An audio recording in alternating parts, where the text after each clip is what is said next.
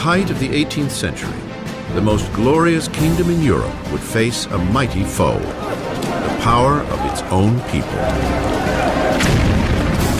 One man would rise to inspire the nation, to cast aside a reluctant king and a hated queen, and a new republic would be born in blood, the blood of the French Revolution.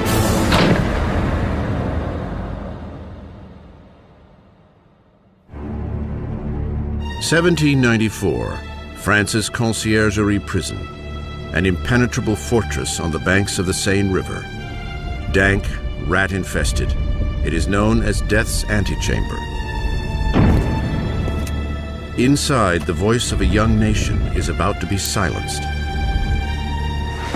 As his hair is shorn and his neck laid bare for the blade of the guillotine, Maximilien Robespierre prepares to pay for the cataclysm left in his wake. The explosion of events that became the French Revolution.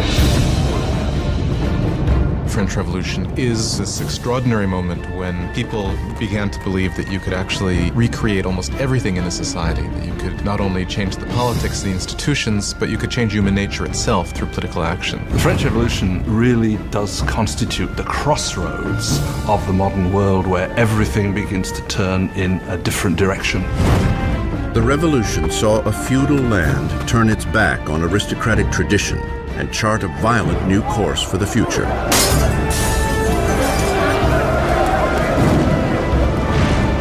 It would shake the very foundation of Europe, and its impact would be felt across the seas. The French Revolution is the most important event in Western history. There are developments that can rival it, like the Industrial Revolution, like capitalism, but if you mean an event, I can't think of anything more important. It was the revolution that upset things the most. I mean, again, when you consider that it got rid of the Catholic Church, it got rid of Christianity, it got rid of the nobility, it got rid of the king, it got rid of all these things. The French Revolution would bring bread to the poor, democracy to France, and would establish a whole new order of society. But progress would come at a price. It was really a moment of extraordinary hope, extraordinary ambition, and then it turned into this most horrific tragedy. Now, broken and defeated, Robespierre, not 2 days before, stood atop his world, presiding over the greatest and bloodiest revolution Europe had ever known. So true to its ideals, he was called the Incorruptible. So powerful, his slightest utterance could cloak an entire city in fear.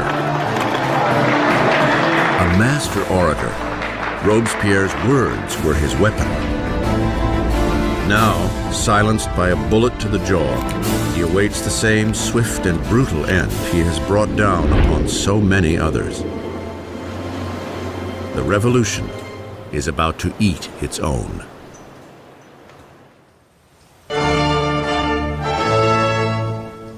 No one could have foreseen the turbulent times ahead on one spring day in 1770.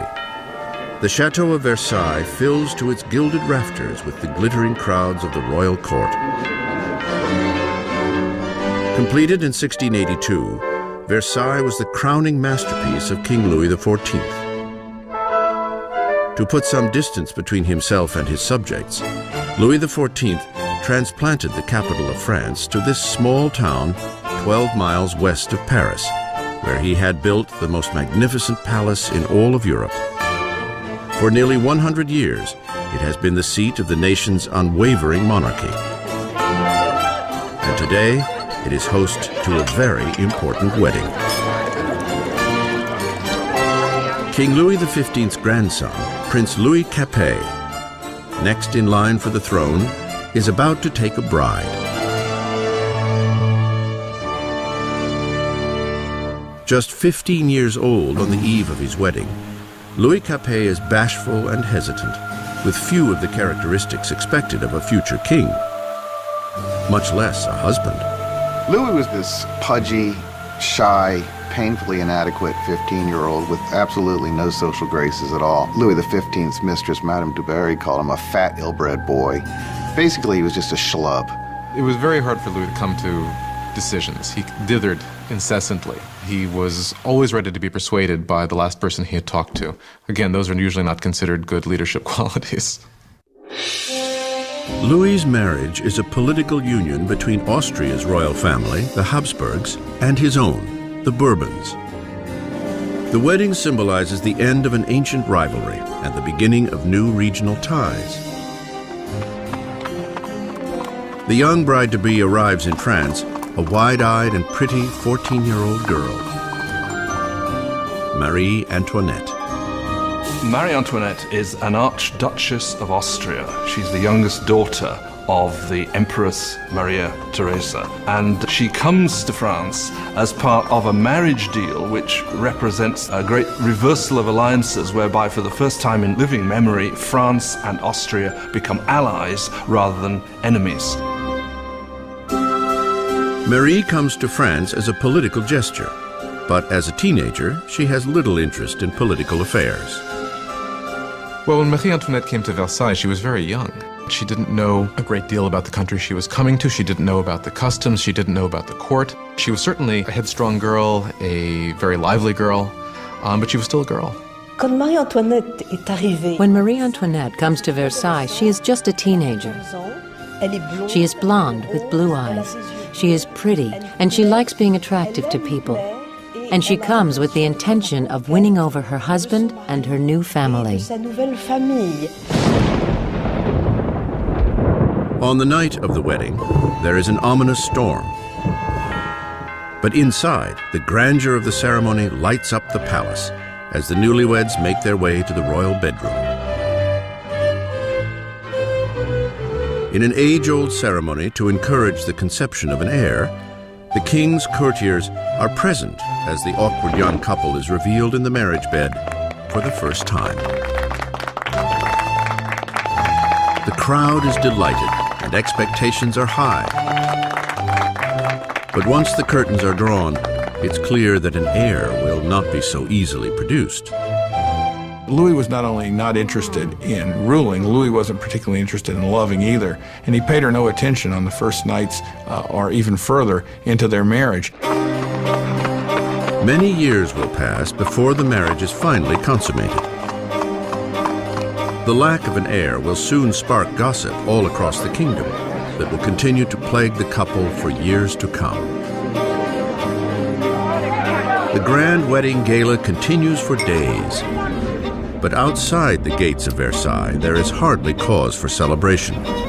Years of mismanagement by the monarchy have left the French people deprived and hungry. Nearly a decade earlier, King Louis XV lost the 7 Years' War, battling Great Britain over territory in North America. The ill-fated conflict all but bankrupted France of money and prestige, leaving the country's coffers drained, even as its population is growing bigger every day. With diseases like the plague a distant memory, fewer people are dying, but more and more of them are hungry. France grew from 20 million to 26 million in the 18th century after having grown only 1 million in the preceding 2 centuries. That put tremendous strain on what was there, and so there was a lot of anxiety. 4 years after the royal wedding, Prince Louis's grandfather loses his final battle with smallpox. Louis XV dies a defeated and unpopular king and leaves behind a country on the brink of chaos. In a lavish ceremony, young Prince Louis inherits the throne and is crowned King Louis XVI. Despite his insistence on a grandiose coronation, Louis is all too aware that he is woefully unprepared for the job. Louis XVI, the moment his grandfather dies and it suddenly is clear that he's king, he doesn't know what to do. He feels as if the world is falling in upon him. So although he's been educated in the full expectation of becoming king, he doesn't feel ready for it. For a kingdom in crisis, Louis XVI is the worst man to have on the watch. The 20-year-old king prays, "Protect us, Lord, for we reign too young." Ensconced in their royal apartments in Versailles, Louis and Marie begin their promising new lives as young monarchs, while only 12 miles away in the city of Paris, another new era is dawning, one that is on a collision course with the monarchy itself. It is a dangerous new age of ideas, the age of enlightenment.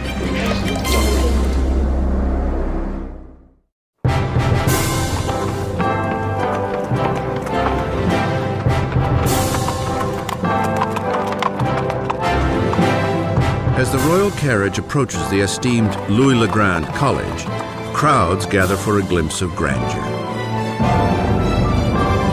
It is the day to welcome the newly crowned king, Louis XVI, and his lovely Austrian wife to the city of Paris.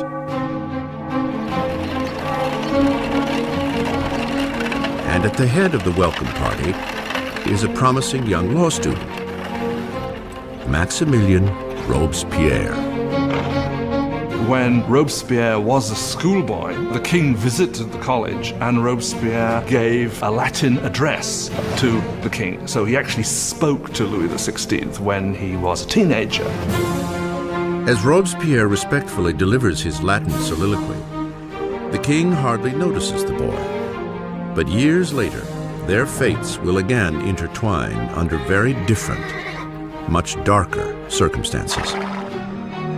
It was one of these rituals that take place in every school, and yet, of course, it was so charged with irony, because here you had the young Robespierre reading this discourse in honor of the man he would later kill.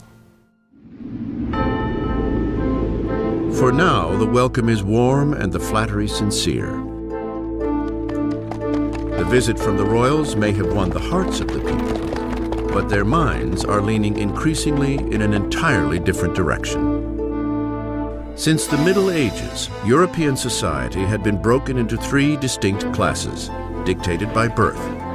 There was a great divide between the wealth of the nobility and the clergy, and the poverty of the peasants. Then, at the blossoming of the 18th century, reason and science began to challenge this age-old tradition. Swept up on a current of innovation and new literature, Paris now radiates as the philosophical center of the world.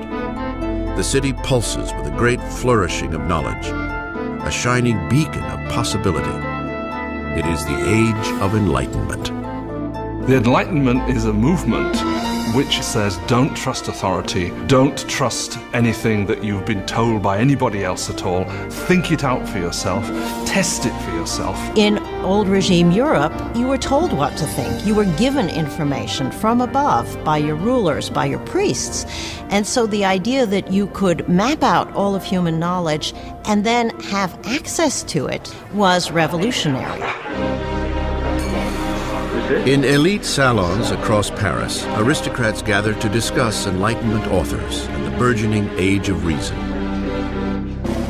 Voltaire, Rousseau, fresh voices who champion liberty, control of one's own destiny, and above all, equality.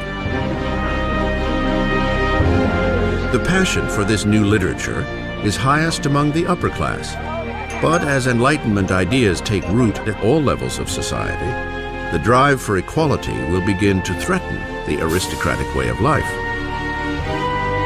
What makes it dangerous is it means you will eventually question, why are aristocrats the ones with privilege? Can't we change the world to make it a better place? Isn't progress possible? All of that will eventually undermine the idea that monarchy is natural, aristocracy is natural, and hierarchy is natural. To see Enlightenment ideals in action, one need only look across the Atlantic, where the Americans are fighting for freedom from France's old nemesis, Great Britain. Young King Louis wants revenge for his grandfather's defeats, and he sees an opportunity in the American War of Independence. Louis commits to the cause a total of 2,000 million livres, enough to feed and house 7 million French citizens for a year. His investment would mark the beginning of financial collapse for France. America bankrupts France, in effect, because the debt which the French monarchy incurs in order to fight the American War of Independence turns out to be absolutely crucial in the financial situation of the French monarchy, because the French monarchy cannot pay those debts. While Louis sends money and troops across the Atlantic, Marie is busy incurring debts of her own. Life at Versailles is a never-ending routine of archaic ritual and formality. There are ceremonies for the waking of the king and queen, for dressing, for dining, for retiring to bed. To keep herself amused amidst the ritual drudgery, Marie Antoinette presides over a parade of increasingly outrageous fashions. Marie was obsessed with fashion, especially these towering hairdos that were several feet high, that took hours and hours in the construction and fit all sorts of ornaments and fruits, and to many people they seemed like an obscenity. They came to represent what was all that was wrong with her and with Versailles and that culture. Marie occupies herself with court gossip, gambling, and the staging of plays. As her expenses accumulate, Marie earns the nickname Madame Deficit. Marie is given the name Madame Deficit as the country is in economic chaos, and she continues to spend as if nothing's happened on dresses and jewels and shoes, and she was the Imelda Marcos of her day. Of all the debts Marie incurs, the greatest is what she owes her country, an heir to the throne. In the 7 years since their marriage, Louis and Marie have yet to produce a child. Marie finds herself in an increasingly humiliating position. The job of the Queen is to produce a male heir. It's absolutely essential for there to be a son. And during that time, people criticize, people are dissatisfied, people say the king should never have married this Austrian archduchess, and now she can't even produce an heir to the throne. Marie is desperate. Louis's appetite for food is unquestioned, but sex is clearly not on the menu. Il y a toute une correspondance entre l'ambassadeur d'Autriche et la... Marie-Thérèse, the mother of Marie Antoinette, questioned, if a girl as gorgeous as my daughter cannot get him going, then what is going on? Qu'est-ce qui se passe? Louis XVI and his young wife were not able to conceive for 7 years. This cast a pall on the beginning of his reign, and because his hobby as a locksmith was well known, there were all sorts of salacious songs circulating to the effect that the locksmith was having a hard time finding the keyhole. Louis's disinterest in sex is seen as a lack of bravado as a king. Finally, after years of frustration and pressure from the court, Louis is diagnosed with a treatable condition called phimosis. Louis had a deformity that made arousal extremely painful. Therefore, there was no consummation until there was a surgical procedure that could correct this, but he was scared to death to have it, and it took years for him to agree to have it. And when he finally did, voila. After a simple surgery, the couple is able to have their first child, Marie-Thérèse. But there is no easy fix for the years of damage to Marie's image. Since the early 1780s, libelles have circulated throughout the country, pornographic satire of the king and queen. Obscene pamphlets mock Louis's impotence and portray Marie as a promiscuous harlot in a debauched and decadent court. The people's view of the monarchy sours as conditions in the countryside worsen. After a succession of bad harvests, deregulation has raised the cost of flour, leading to a shortage of the very heart of the French diet, bread. But the hardships naturally stop at the gates of Versailles. As the royals continue to live in extravagance, complaints are committed to paper. One charge is leveled directly at the royal court. Do you know why there are so many needy people? It is because your luxurious existence devours in one day the substance of 1,000 men. The man behind this charge? The same young man who just a few years earlier regaled the king and queen after their coronation, Maximilien Robespierre. In Robespierre, the people will soon gain a voice, calling for liberty, equality, for revolution. Versailles in the late 1700s is an oasis of extravagance, surrounded by a land in despair. And with an uncertain king at the helm, France is charting a course for disaster. After 19 years of marriage, Louis has sired 4 children. Yet as a king, he remains impotent. In an attempt to demonstrate leadership, Louis dabbles in financial reforms. But his misguided interfering burdens the poor with heavy taxes, while the nobility pay hardly at all. With the economy in ruins and the people restless, it seems as if even the heavens are angry, smiting France with the most bitterly cold winter in 90 years.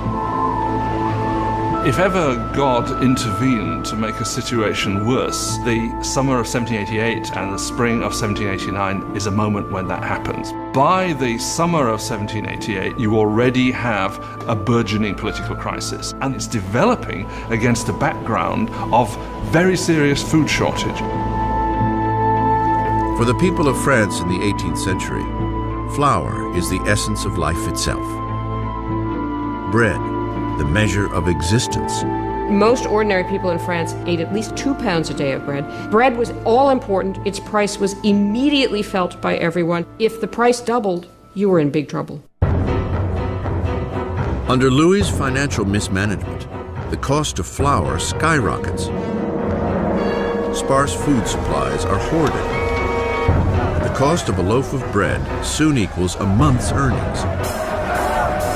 Hunger turns to rage. Riots break out across France. Homes are robbed. Bakeries are raided, and shopkeepers suspected of stockpiling bread are lynched on the spot.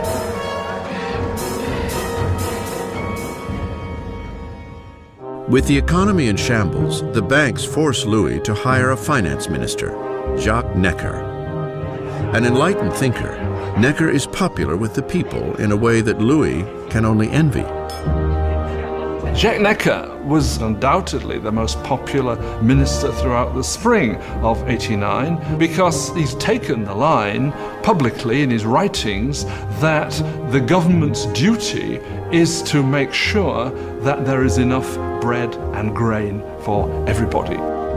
The nation in fiscal crisis, Necker urges Louis to call a meeting of the traditional representative body of the kingdom, the Estates General. It is the first time the representatives have been called together in 175 years.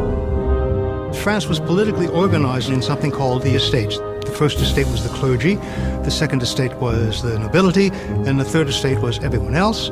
And by contemporary reckoning, the first 2 estates occupied 3% of the population, and the third estate 97% of the population. A lot of people felt it was very unfair for this third estate, which was most of the population, to only have 1/3 of the deputies. They felt it was very unfair that this should be a 3-chamber parliament, where 2 chambers, the nobility and the clergy, could always outvote the commoners. May 4th, 1789. A skilled young lawyer and politician arrives at Versailles.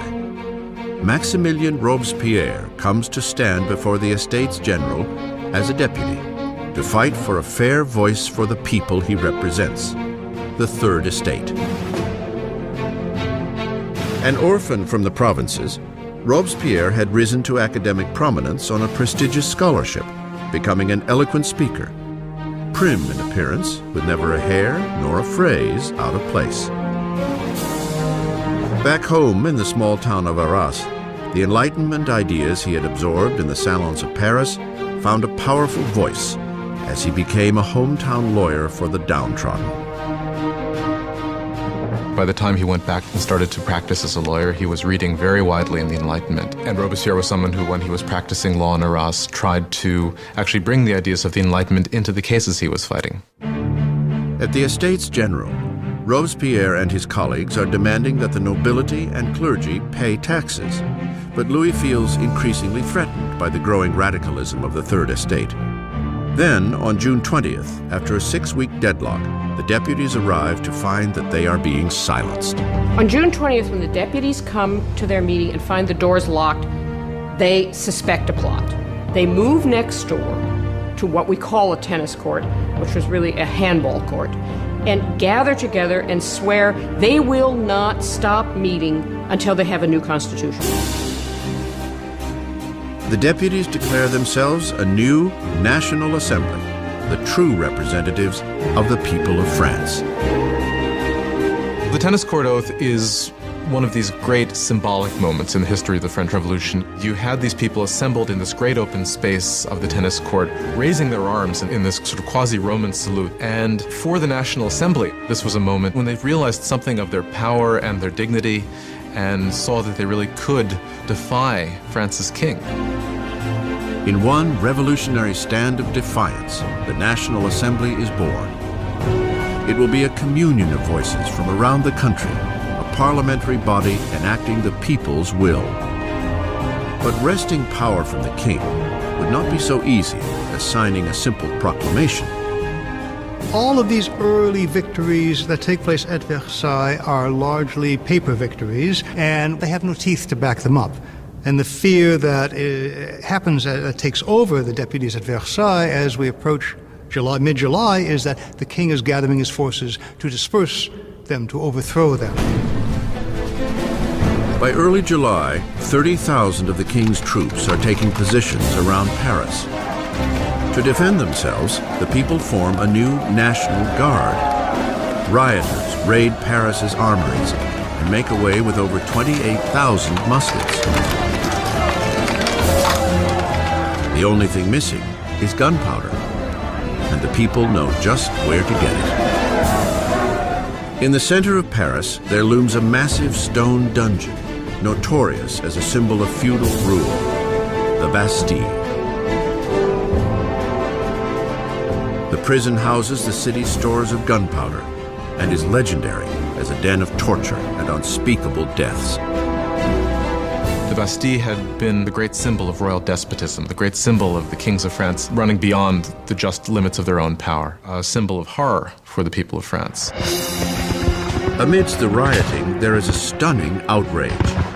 Louis fires his finance minister, the people's beloved Jacques Necker, seen as too sympathetic to the masses. Hours after Necker is fired, word reaches Paris that their man on the inside has been ousted. There is nothing left but revolt. On July 14th, crowds band together identifying themselves with a small cockade, red and blue for the colors of Paris, separated by white, the color of the House of Bourbon. The tricolore is born. From the feverish crowd, a voice cries out, "To the Bastille!" Attacking the Bastille means that the people of Paris are saying, you cannot get rid of the new National Assembly. The people are acting, they're arming themselves, and they're basically saying, we take the side of the revolution. At the sight of the approaching mob, the governor of the Bastille, Bernard de Launay, attempts to lock down the prison. He mounts a hopeless defense, and the marauders storm the fortress and tear into the guards with knives and pikes. Finally, de Launay surrenders, but the enraged mob engulfs him, dragging him through the streets. The jeering horde kicks and stabs at him until he shouts, "Let me die." The crowd eagerly obliges. He is stabbed and shot, and a revolutionary tradition is born. His severed head is paraded on a pike. The deputies in the National Assembly do not immediately condemn this act of violence. In fact, they accept it. And it was this acceptance of popular violence that, in some people's view, created a pattern that was to have catastrophic consequences for the unfolding of the revolution. With the smoke still clearing over the Bastille, Louis XVI returns from a hunting trip. In his diary under the date July 14th, 1789, he writes, "Nothing," a reference to his unsuccessful hunt. An aide interrupts and breaks the news of the riots and the fall of the Bastille. Louis XVI asks, "Is it a revolt?" "No, sire," he replies. "It is a revolution."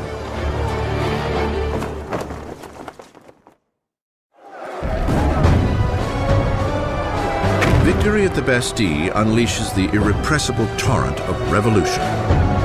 The people had defied their king and won. There would be no turning back. As a symbol of the defeat of tyranny, the people, men, women, and children, dig in with bare hands and tear the Bastille apart, brick by feudal brick. They are beginning to dismantle the past itself. The French went about the process of tearing down the Bastille as quickly as they could. In the absence of powerful explosives, this was done very painstakingly, but with a tremendous amount of vigor. And the bricks were given away, sold as emblems of the demolition of despotism. The energy of the streets invigorates the National Assembly. A charter is penned within days called the Declaration of the Rights of Man. Under this daring new document, archaic class distinctions are to be abolished, and all men considered truly equal. The Declaration of the Rights of Man was a declaration promulgated by the National Assembly, which said in its text that the sovereignty belongs to the people, belongs to the nation. The king is nowhere mentioned in this document. Therefore, by issuing this document, the Assembly was effectively seizing power for itself. With the new National Assembly as their voice, the citizens of France set out to change the very fabric of their world. They demand a constitutional monarchy, equal rights for all men, and justice under reasonable laws. To provide a greater voice for the call of revolution, Robespierre demands increased freedom for the press, long muzzled under the old regime. The resulting free press is spearheaded by L'Ami du Peuple, the people's friend, a fiery newspaper full of vitriolic rants and provocation. It is the brainchild of a former doctor, Jean-Paul Marat. After a string of unsuccessful careers, Marat found himself living in poverty, for a time finding shelter in the sewers of Paris. It was there he contracted a painful skin disease that now leaves him confined for long periods to a medicinal bath. A bitter and failed Marat finds in the revolution the perfect outlet for his venom. Jean-Paul Marat was just one of these professional malcontents. And unfortunately, revolutions do offer opportunity to professional malcontents. Marat took all of that bile, all of that resentment, and funneled it into a newspaper that became extraordinarily successful, L'Ami du Peuple. Marat was a man possessed of extraordinary anger. You just have to read the pages of his newspaper, The Friend of the People, to see this. In every issue, he displays a complete paranoid mentality. He sees plots everywhere. Everybody is plotting against the revolution, and the answer is very simple for him. The answer is blood. The answer is heads. Marat loathes the monarchy's relentless extravagance, even as poverty grips France, and needs only the slightest rumor to lambast the king and queen in his newspaper. On October 2nd, 1789, his anger boils over. Word reaches Paris that the king has thrown a party at Versailles, that the decadent royals threw the new tricolor flag, symbol of the revolution, to the ground and trampled it underfoot. Marat is enraged. He reports the insult in his paper. Just as a new threat breaks, the king has again ordered troops to move into positions around Paris. With the coup at the Bastille still smoldering in the minds of the people, Marat frantically urges them to take action. People of Paris, it's time to open your eyes. Shake yourselves out of your torpor. Wake up. Once more, wake up. October 5th, dawn breaks to the furious ringing of bells. Women gather near City Hall to protest the shortage of bread. And now fear of the approaching royal troops mixes with anger as news of the king's offensive party circulates through the crowd. Soon, thousands are marching to Versailles, pikes and guns in hand. The women are taking their complaints to the king. The core of the crowd was made up of the famous poissardes, the fearsome fish ladies of the central markets, who were known for their brawny build and their fearlessness. They were equipped with large knives for scaling fish. They were hugely muscular because they carted boxes. You didn't want to tangle with these ladies. These are women of the poor quarters. These are poor women which are affected by the increased price of bread, by the scarcity of products, who suddenly begin to realize that they must act. It is quite extraordinary how these ordinary women, probably most of them couldn't even write their name, suddenly act as the protagonists of the historical process. Inside the palace, word of the approaching crowd of angry women reaches the Queen's chambers. Legend has it that it is at this moment that Marie Antoinette utters the most famous line she never said. Marie Antoinette did not say, "Let them eat cake." That is a myth. Marie Antoinette, unfortunately, probably never even noticed the poor people of her country long enough to make such a statement. As the mob of women gathers outside the gates, Louis understands that the revolution can no longer be ignored. It is being brought to his front door. He agrees to sign the Declaration of the Rights of Man, yet the crowd continues to grow throughout the night. By morning, 20,000 people are camped outside the royal palace. To close the centuries of distance between the king and his subjects, the angry mass demands that the king and queen move to Paris. Indecisive as ever, Louis is weak to respond. His hesitation would provoke a fury in the crowd and put the lives of the royal family in grave danger. When they don't get instant compliance with what they want, it really looks as if they're going to massacre the Queen. A wave of women break into the royal palace screaming for the blood of the Queen. They massacre the guards, decapitate them, and impale their heads on pikes. They were like banshees screaming throughout the palace, "Give me her entrails, give me her head, I want a leg, I want an arm." I think that they had grown so frenzied that if they had encountered her, they probably would have torn her to pieces.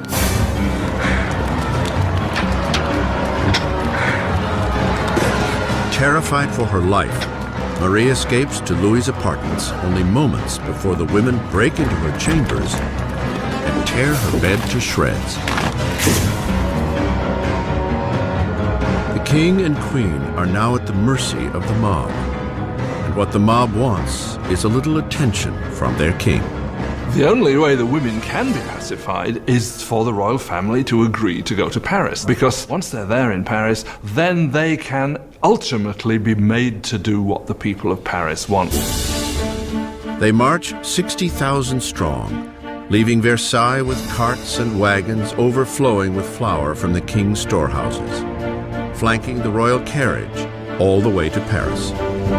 Le roi et la reine ont été The king and queen were forced to go back to Paris with the heads of their guards, who had been massacred in the chateau. qui avaient été massacrés dans le château. Their heads had been cut off. This is really a completely unbridled violence.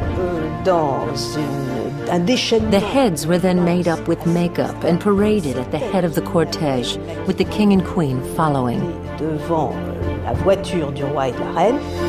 The king and queen must make their new home in the Tuileries Palace. They will never see Versailles again. Once the royal family moves to Paris, they are the prisoners of Paris. They know it. Everybody else knows it. There are great limits to what they can do or even dream of doing. They are the prisoners of the capital city, there's no doubt.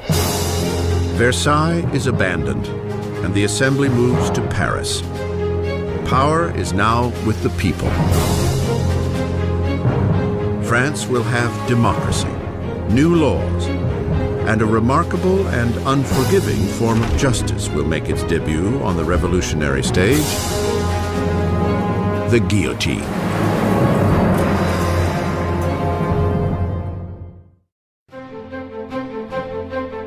May 1791. Nearly 2 years have passed since the royal family and the National Assembly have moved to Paris.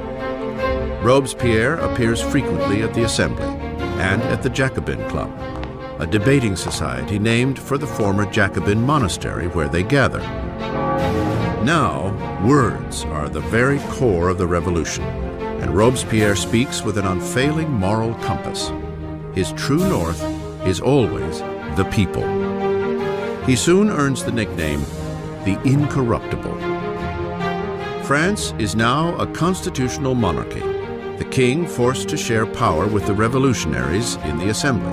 But it seems Louis's share is growing smaller by the day, as he is forced to sign law after law diminishing his own authority, and that of the other great feudal regime, the Catholic Church. Louis decides the time has come to escape the confines of the new republic and mount a campaign to reclaim his kingdom. Louis had decided by 1791 that he needed to regain control of his country, and he knew he could only do that with the help of a foreign army. So the idea was to make a break from the Tuileries Palace and to head for the nearest border. June 21st, 1791. The king and queen disguise themselves as servants and by cover of darkness slip out from under the watchful eye of Paris. They make an ill-planned run for freedom. It is long past midnight when the royal family arrives in the small town of Varennes, some 100 miles east of Paris. They are close to the border of Austria, safety just a few miles away. But their dash to freedom will go no further.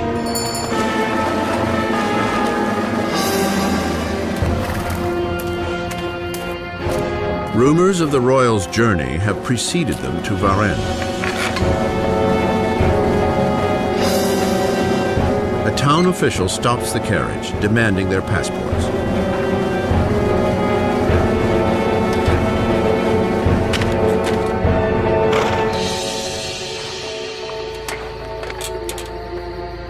The official's suspicions are confirmed. It is the signature of the king himself. The townsman is overcome at the sight of his king. But revolutionary guards nearby show no reverence for the fleeing royals.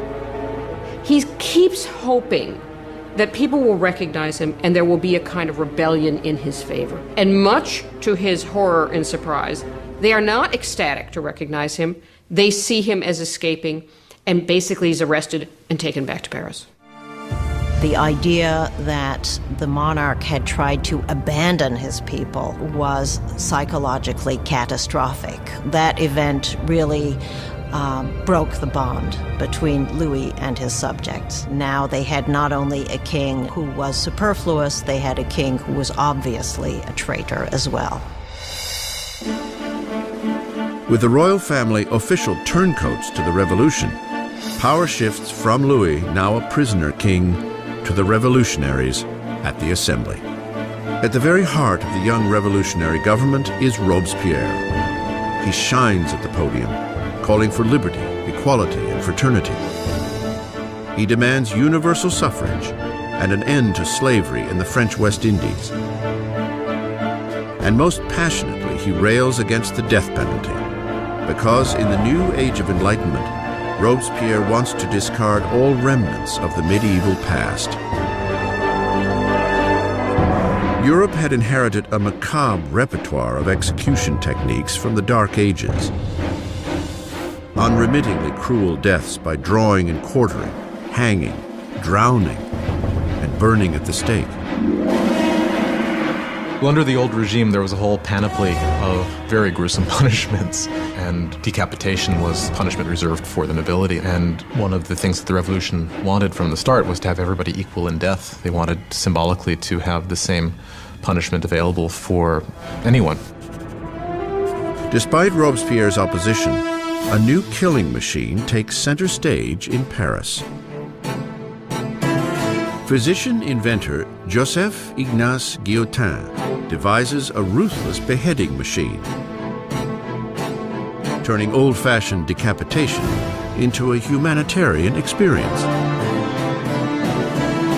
Dr. Guillotin describes his new device to the assembly. The mechanism falls like thunder. The head flies off, blood spurts. The man is no more. Always a supporter of bloodshed, the journalist Marat prints an enthusiastic rant in his paper, announcing the device's new name, Guillotine. It will soon earn a nickname, the National Razor. The French revolutionaries believe in humane values. They believe that unnecessary suffering should not be caused. And what they like about the guillotine is that it is quick, it's efficient, and as far as we can tell, although no one has returned to tell the tale, it's painless. The guillotine will silence the revolution's internal enemies, anyone suspected of plotting to return Louis to the throne. But it's the enemies surrounding France that most preoccupy the assembly. There is a fear that members of the extended royal family who fled to Austria will launch an armed counter-revolution. The assembly calls for a preemptive attack, a declaration of war on Austria. But Robespierre argues against it. Robespierre is one of the lonely voices who is opposing war because he thinks the enemy will win. Robespierre is afraid that the country isn't ready, hasn't got an army that would be able to defeat the enemy. The enemy might therefore come in and destroy the revolution. Robespierre loses the debate. In April 1792, the Assembly declares war on Austria against a country ruled by Marie Antoinette's own family. A nationalist fervor grows. If Austria defeats the revolutionary army, Louis will undoubtedly reclaim his throne. And Marie is suspected of aiding the enemy by corresponding with her relatives in Austria, giving away French troop movements with the stroke of her pen. All the while, the king and queen feign adherence to the revolution. Louis and Marie Antoinette are playing a double game. They are seeming to go along with the revolution many times, at the same time as they are conspiring against it. They are trying to survive. If you want to be generous, they're survivors, but if you want to be look at it from the revolutionary point of view, is they're liars. With the French army already suffering huge losses on the border, word reaches Paris that Austria's ally, Prussia, has joined the invasion. The enemy troops are mobilized under the command of the Duke of Brunswick, a Prussian general. Tension pervades the streets of Paris. And then, the newspapers print a letter from the Duke of Brunswick, a manifesto threatening the destruction of Paris if any harm comes to their royal majesties, the king and queen. The misguided threat wildly backfires. August 10th, 1792. 27,000 armed citizens, fueled by indignant rage, head to the Tuileries Palace and fall upon the king's guards in a savage attack. By the end of the day, over 800 from both sides are dead. The king flees to safety in the assembly, but the monarchy is no more. Louis is officially stripped of his title. The French Republic is born. The blade of the guillotine is christened with the blood of Louis's remaining guards.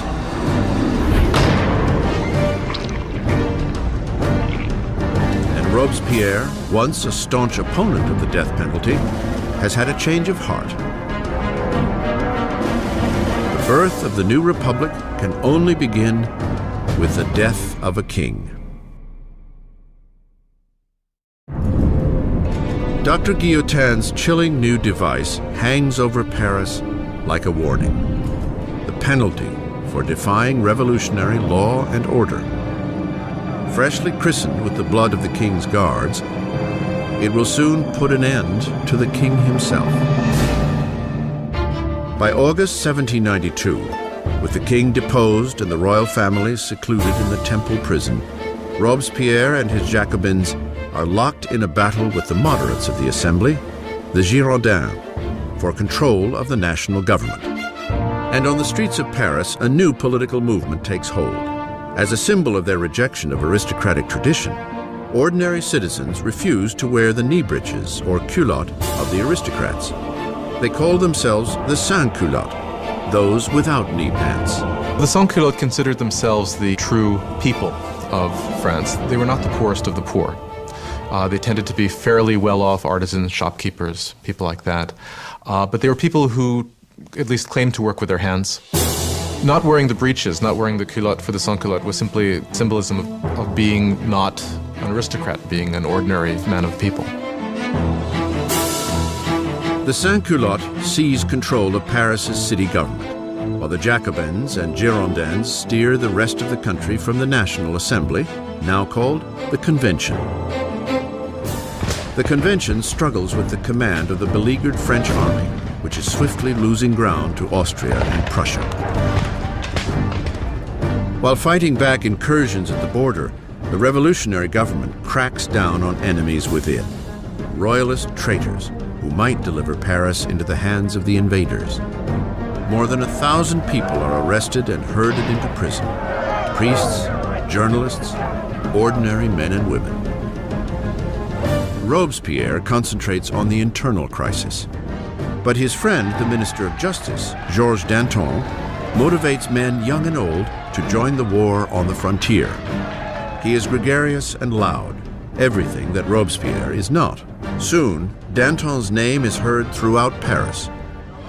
Danton is a bigger-than-life character, a man full of life, full of bombast, a tremendous drinker and debaucherer who, though he's from the educated classes himself, is a guy who, unlike Robespierre, can physically identify with the working people in a way that Robespierre simply cannot.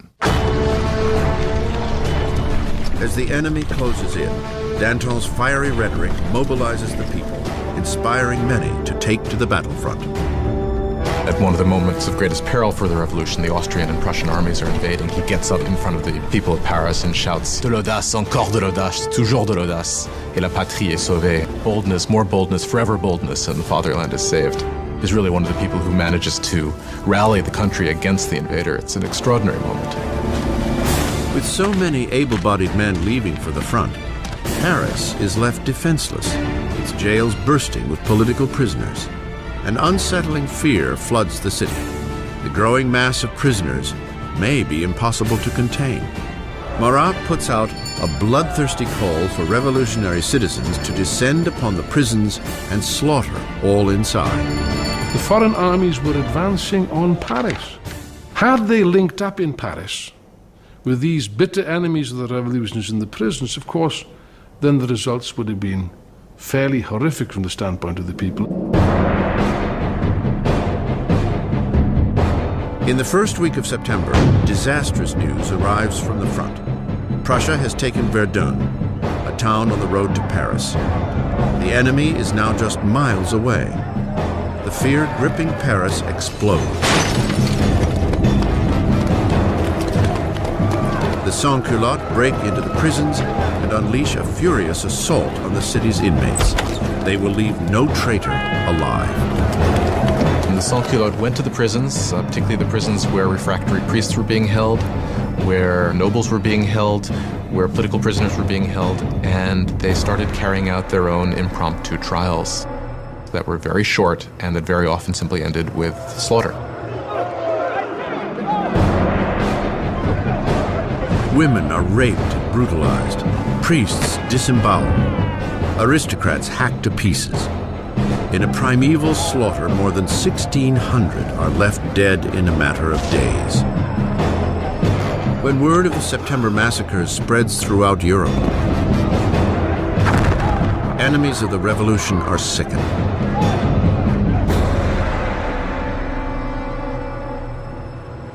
Across the English Channel, the London Times gives voice to the revulsion.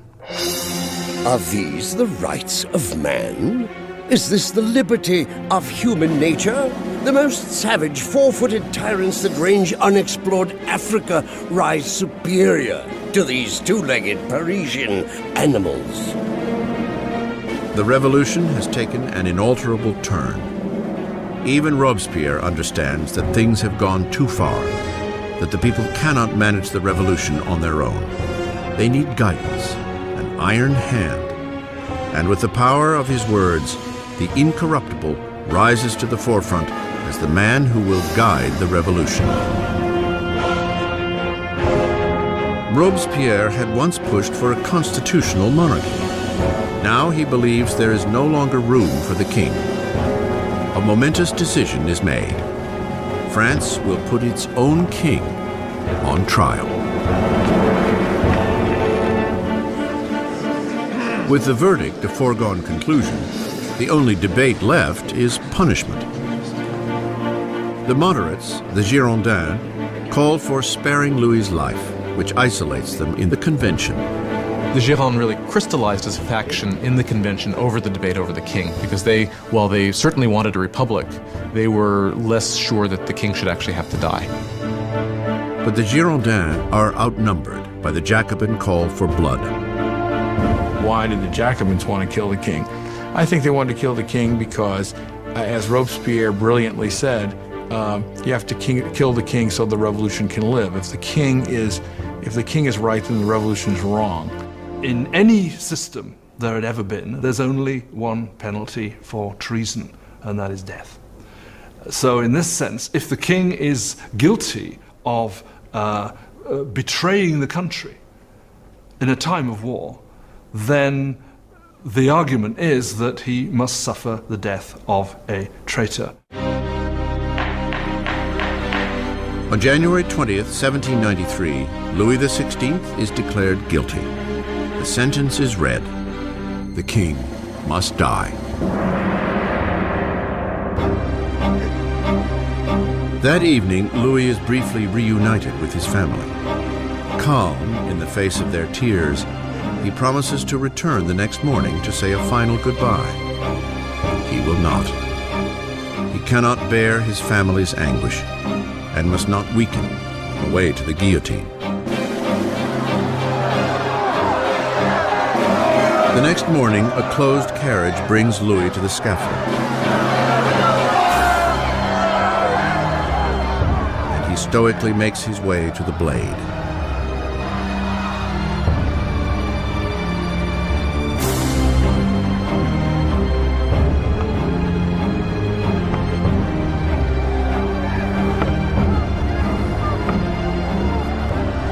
He attempts to give a speech. I trust that my death will be for the happiness of my people, but I grieve for France, and I fear that she may suffer the anger of the Lord. But the guards drown him out with a drum roll.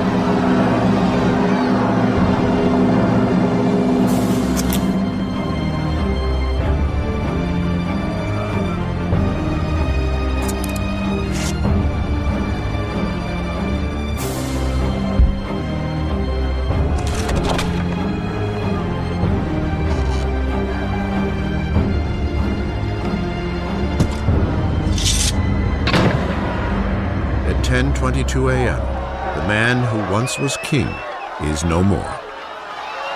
In the temple prison, Marie hears the cannons fire, heralding the death of her husband.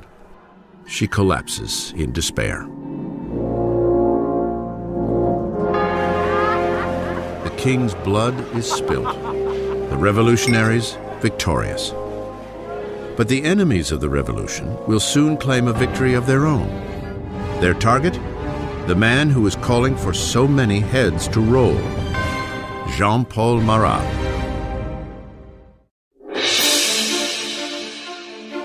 The execution of Louis XVI marks ultimate victory for the revolutionaries. A pivotal moment when a young nation, the French Republic, is literally born in blood. By the end of 1792, the radical Jacobins, believing the young revolution is in danger of being sabotaged by traitors, are steering the revolution with more and more violent means. But the Girondins, representing the people of the French countryside, want to slow the ascending violence for fear it will lead to civil war. Their most vocal opponent, Jean-Paul Marat, strikes back at the Girondins with furious tirades in his newspaper, naming those he believes are plotting against the revolution. Marat, who once called for the execution of 200, now demands 200,000 heads fall. When you look at Marat's journalism, it's got one basic principle, which is be more extreme than anybody else and call for people to be killed. If you look at Marat's journalism all the time, he's saying, if only we chopped off a few heads, then things will be all right. And when things aren't all right, if only chop off a few more heads, things will be all right. Suddenly, people in Paris begin to massacre people. And Marat is the first to claim credit for that. But the radical movement hasn't taken hold everywhere. People outside of Paris are furious at the spiraling brutality of the Jacobins and call for an end to the bloodletting. And the message reaches the lovely Charlotte Corday, an unassuming yet determined young woman from the provinces. Charlotte Corday is an average person in the city of Caen. She's appalled by the killing that's going on there, and she, perhaps rightly, considers Marat one of the chief authors of that. He's been instrumental on the radical side of the revolution. His Ami du Peuple is still calling for heads. July 13th, 1793. Charlotte Corday arrives in Paris. She knows that the friend of the people has an open-door policy at his home, where he can be found at nearly any hour soaking in his medicinal bath. Corday comes on the pretense that she carries a list of traitors, those collaborating with foreign armies to put an end to the revolution. Marat asks for the list, promising Corday that the traitors will be guillotined the next day. Having given him that, she then produces a poignard, a little stiletto, and stabs him in the chest.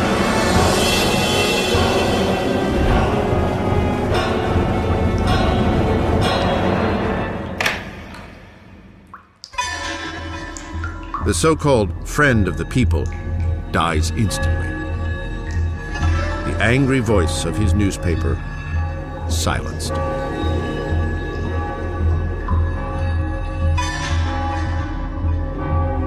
When the revolution turns bloodthirsty, it's very easy to say it was his fault.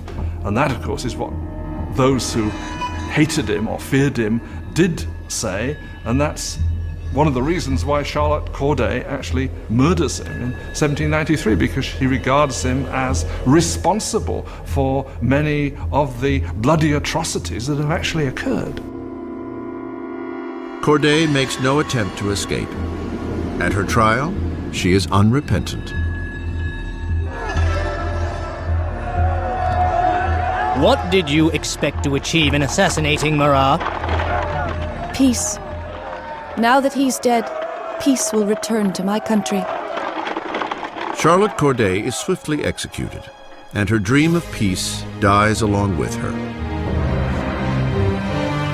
She has killed Marat the man, but she has created Marat the legend, his death most famously depicted by the revolutionary painter Jacques-Louis David.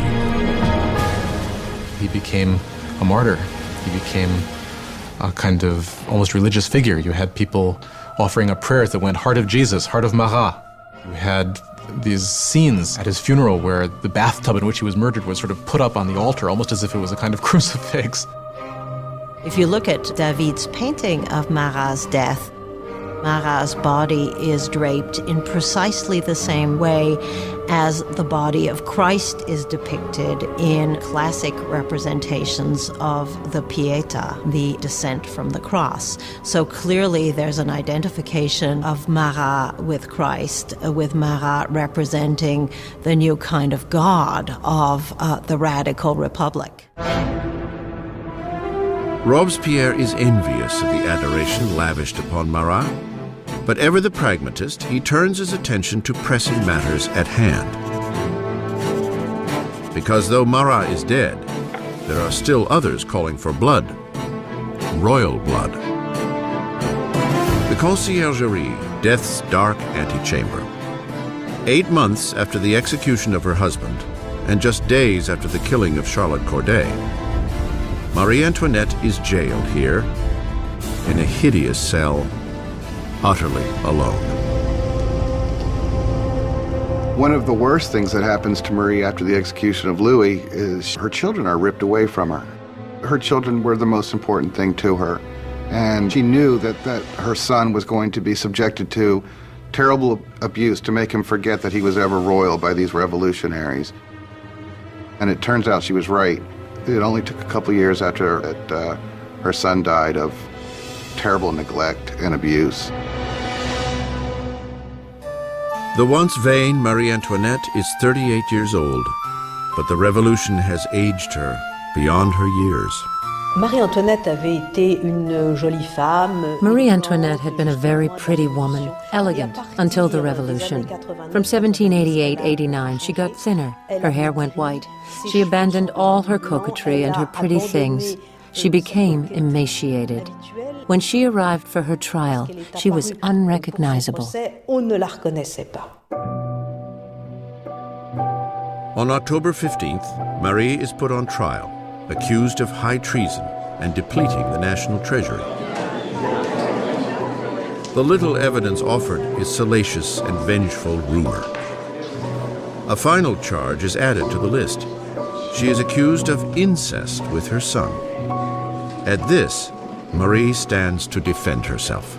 I appeal to the conscience and feelings of every mother present to declare if there be one amongst you who does not shudder at the idea of such horrors.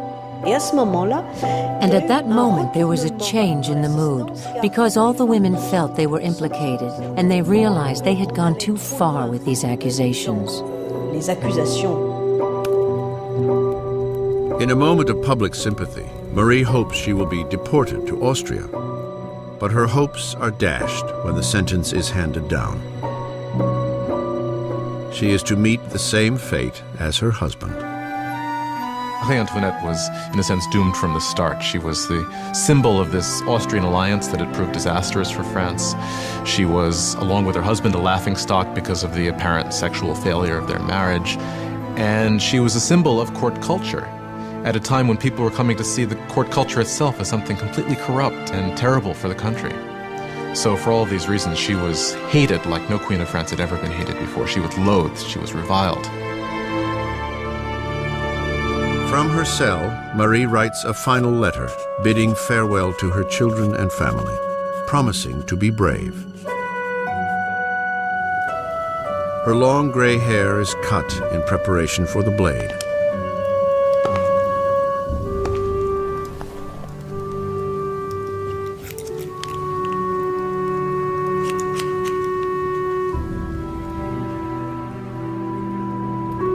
Her hands are tightly bound. As she is escorted from the prison gates, she expects a carriage. Instead, there awaits a common criminal's cart. She hopes when she's taken off to execution that she's going to get the same treatment that the king got, meaning she would be in an enclosed carriage so that the crowd couldn't get her, but they just put her in an open wagon where people would shout all sorts of things, horrible threats at her. A shadow of the sovereign she once was, Marie Antoinette maintains a queenly dignity as she is paraded through the streets of Paris.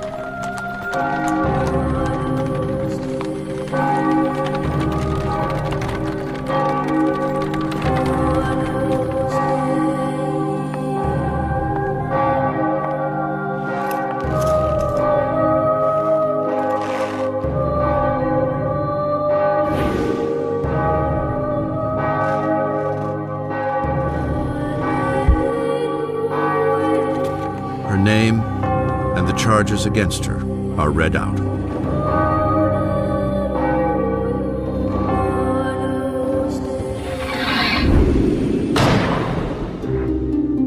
The last Queen of France is dead.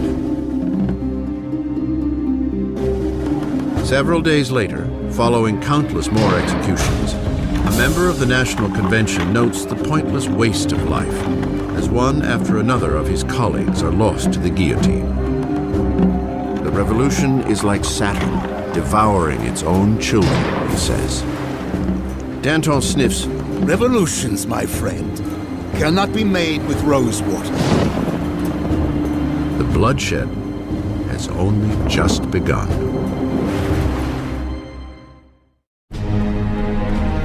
September 1793. 4 years into the revolution, and France is being torn apart. There is violent insurrection in the provinces, and huge losses in the faltering war against Europe. In one blistering defeat, the British Navy takes the port city of Toulon. Europe is eating away at France's borders. France is the single largest country in Western Europe. It's the most populous country in Western Europe. It has been the great military power. And of course, when it entered into the revolution, a lot of its traditional enemies and also a lot of its traditional allies thought, aha, this is our chance to not to carve a piece off of the actual territory of France, but certainly to enrich ourselves at its expense and to weaken it permanently. France is isolated in the whole of Europe. It's being blockaded by Britain. It's being attacked and invaded by Austria and by Prussia. The people of Paris are seized by a fear that the victory of the counter-revolution will lead to a bloodbath.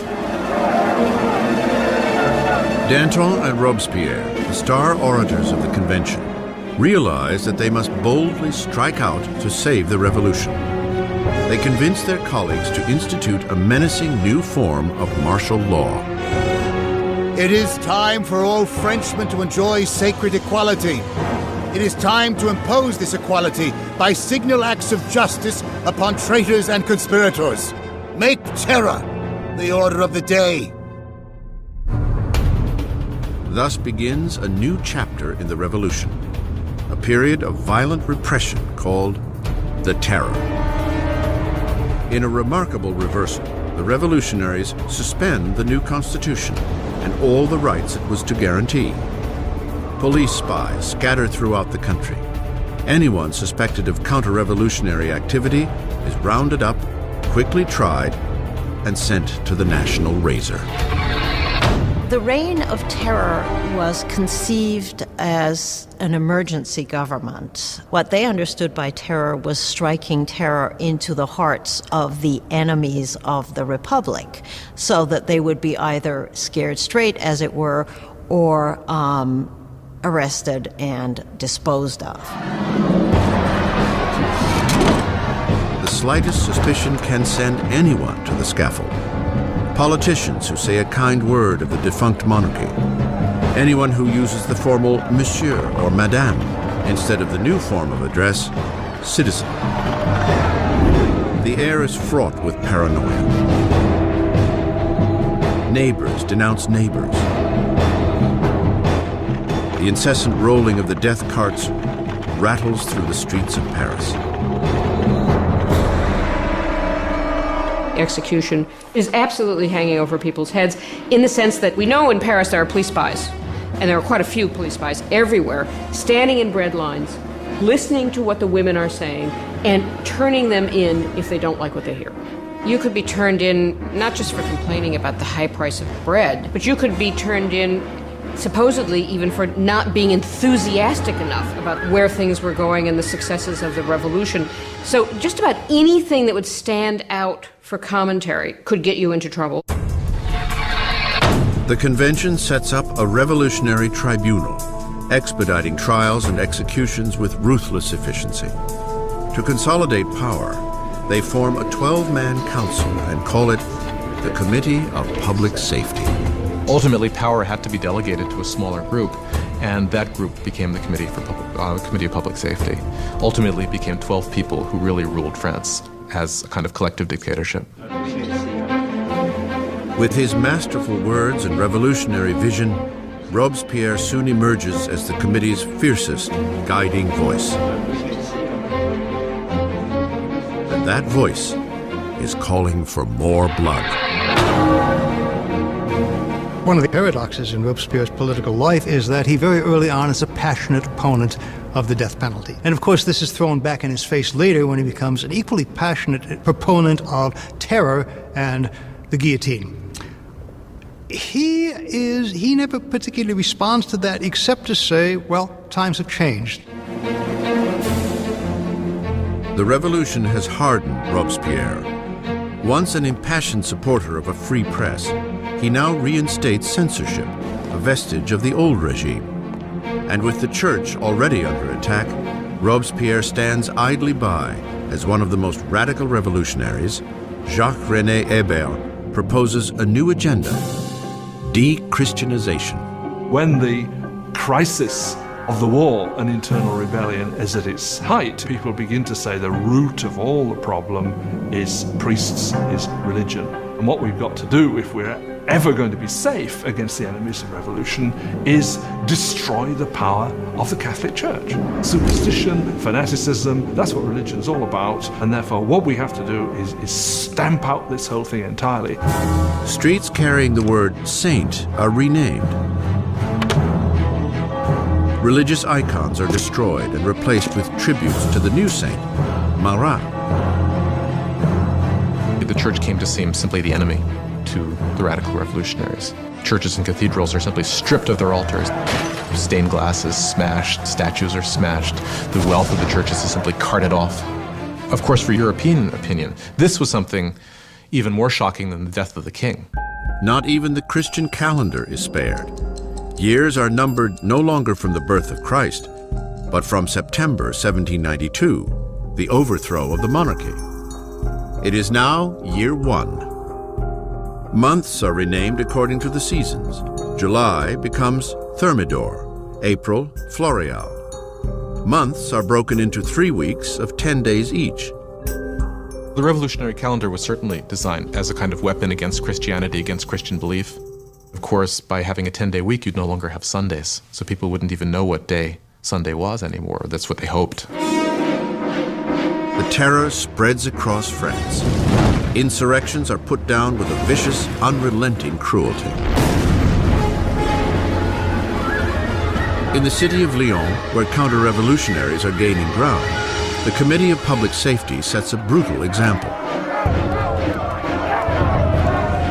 Hundreds of rebels are tied up, marched into fields, and mowed down en masse.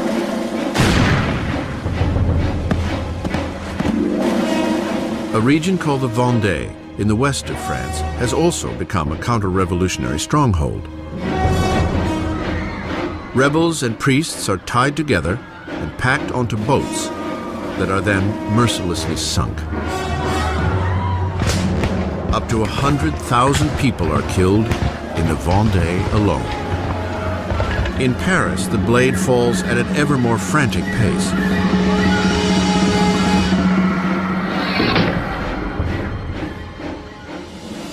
But the French armies are finally seeing victories on the frontier. Under a brilliant young commander named Napoleon Bonaparte, the French army sends the British Navy into a demoralizing retreat at Toulon. The revolution is on the rise. Robespierre is at the height of his power. He has taken on the enemies of the revolution and ensured its success through terror. For a time, the terror was very effective as a means of getting the country together, getting the government together, and fighting what was, after all, a war on several fronts. On the Eastern Front and on the Northern Front against external enemies, also a civil war in the Vendée, which was the bloodiest of all, also a civil war against the supporters of the Gironde and other revolutionaries who had turned against the government in Paris. The terror has achieved its goals, but it does not stop, and it will not stop until it devours the very man who unleashed it, Maximilien Robespierre.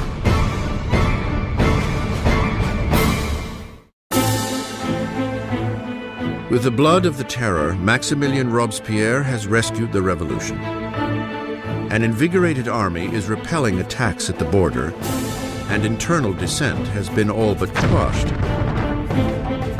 At the height of his success, Robespierre dreams up a loftier goal yet: to use more terror to to mold a new kind of society, a republic of virtue. By virtue, he means civic virtue. It's an active principle for Robespierre. For example, you cannot be a virtuous citizen by simply obeying the laws and keeping your head down. You must actively be involved in the work of the state, and that includes for Robespierre destroying the enemies of the state. On February 5th, 1794, Robespierre gives a speech outlining his philosophy. Terror without virtue is disastrous. But virtue without terror is powerless. He associates terror with virtue. Terror at that moment becomes in his thinking an instrument by which you create virtue. But others disagree. For Danton, the revolution is heading down the wrong path. He and his followers, the Dantonists, believe it is time to bring the terror to a halt. It has served its purpose and is in danger of feeding the revolutionaries into their own fire. By the spring of 1794, things are beginning to go better. The food situation is no longer so bad, and the war effort is going better, and Danton is basically saying we need to get a new footing for the government. We need to move to a kind of normalization. Robespierre believes it's too soon. Danton will start organizing a group to argue that we should end the terror. Robespierre will see this as a direct threat to the government. He will not see it as just a difference of opinion about the direction of policy. He will see it as potential treason. And in Robespierre's Republic of Virtue, there is only one response to treason. The Dantonists are rounded up and quickly sentenced to death. Robespierre has sent thousands to the scaffold, but is uneasy with the blood of execution. He will not attend the beheadings of his former friends and allies. As he steps up to the blade, Danton shouts, "My only regret is that I'm going before that rat, Robespierre."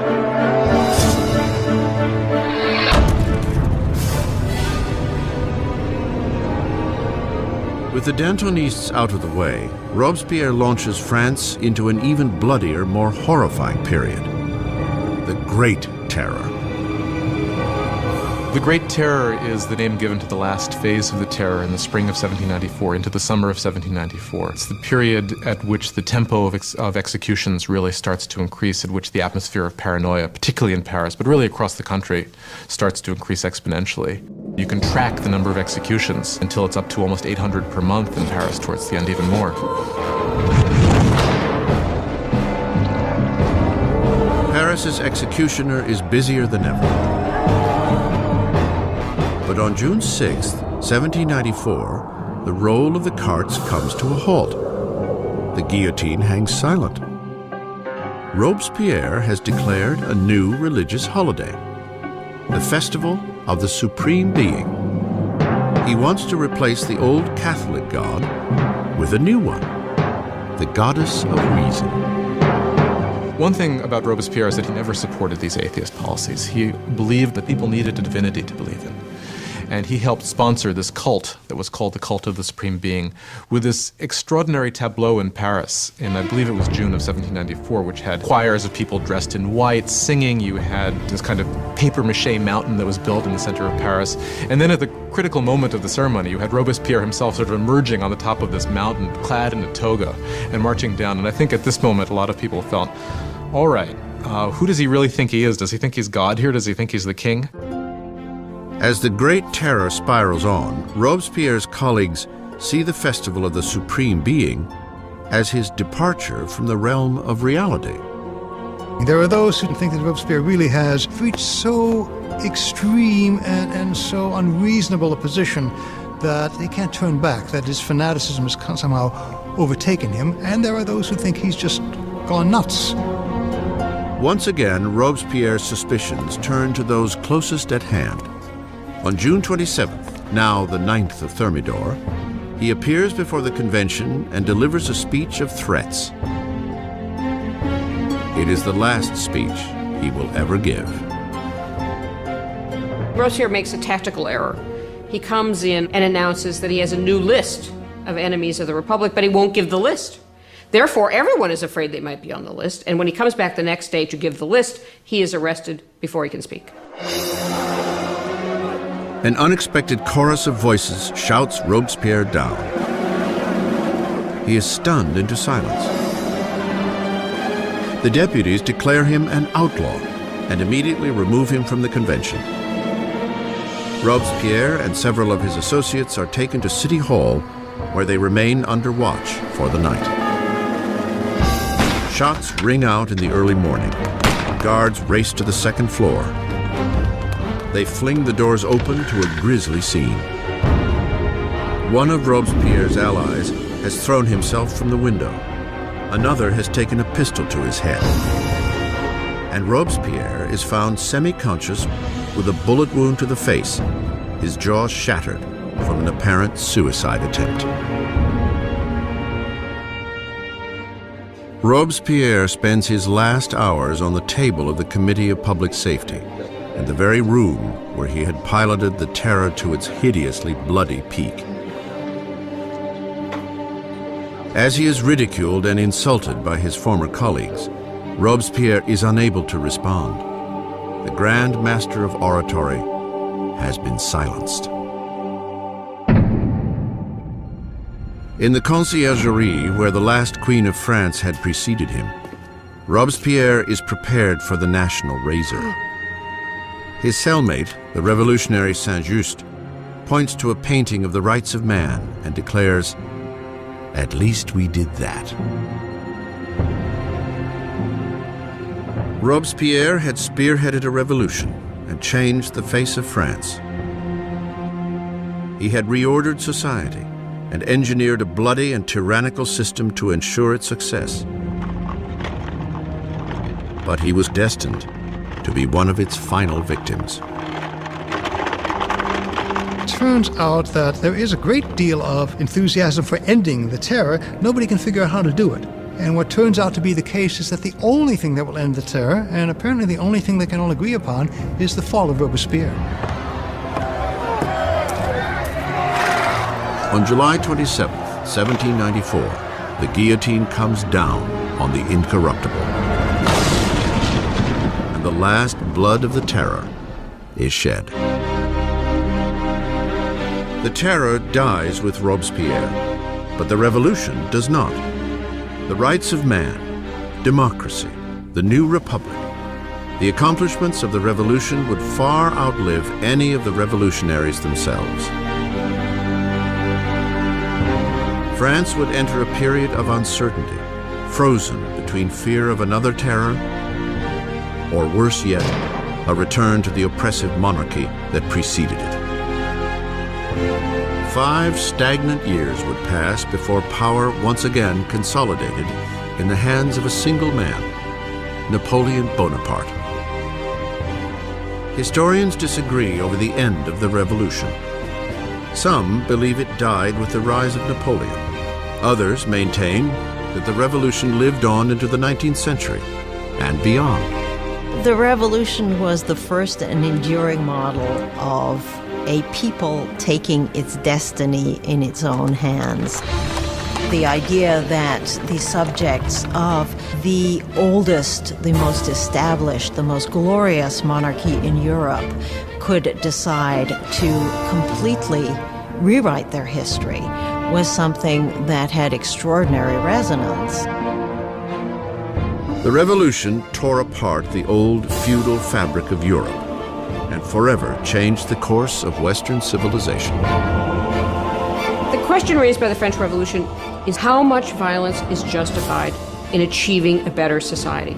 Do people have the right to overthrow what they see as an unjust system, to replace it with what they are convinced in their hearts is a more just system? How much violence is justified in doing that? We still face this question today. As Robespierre and his colleagues were driving their country into the future, many of them must have wondered what the final outcome would be. More than 200 years after the birth of the French Republic, the ghost of Robespierre hangs over revolutions from Russia to Vietnam, China to Latin America. The French experiments with democracy have inspired models all over the world.